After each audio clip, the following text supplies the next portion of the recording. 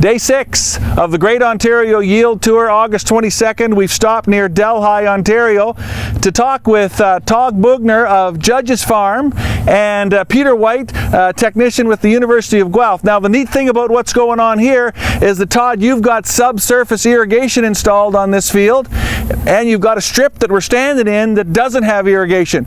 So we've pulled those ears. That's the irrigated field, or the irrigated part of the field, and that's the non-irrigated. We've sort of estimated about 180 bushel on the irrigated part and 35 if the birds don't take it all on the non-irrigated.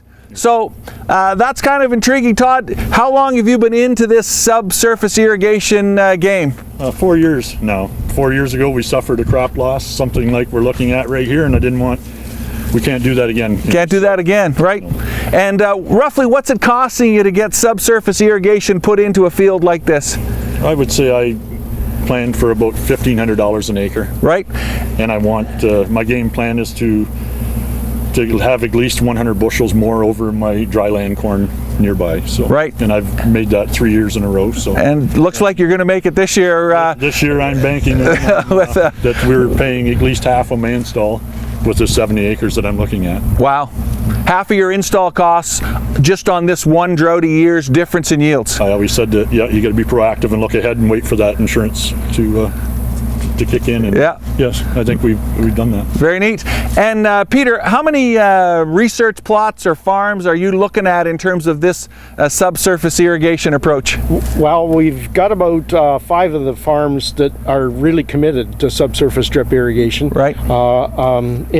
Generally speaking, in this area of the province, some of them a little closer to 401, but in this general area. Right.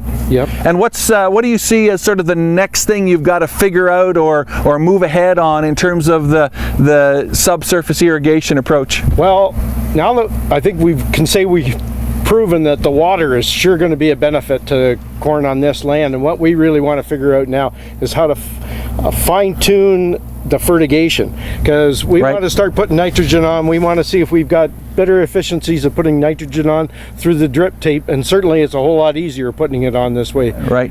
Just put it on with the water that's going with the crop. So we've got to look at timing, amounts, and staging of all that. So very good. Just scratching the ground with that. Yeah, yeah. You got a few years to retirement, I'm hearing, right? That you can still answer a few more questions for us. Yes, all right, definitely. Good. And Todd, for you, what's next in terms of where you're going with strip irrigation? A little bit of the tape depth. I would say fertigation is high on my list to dwell into that, and I would also say a better understanding of my moisture monitoring equipment, what tells me when I could maximize turning it on. Okay, right. And how deep is the tape in this field that we're standing in? 16 inches, every 44 inches. And you're wondering whether there needs to be adjustment to that 16 inches? Yeah, I've learned this year that without any help from Mother Nature, it's a stressful time at the start to get that water to come up 16 inches till the roots get down there. Right. So this is pretty sandy ground we're standing on. What's been your rainfall sort of in this area in 2016? Since, say, the 1st of May till 1st of August?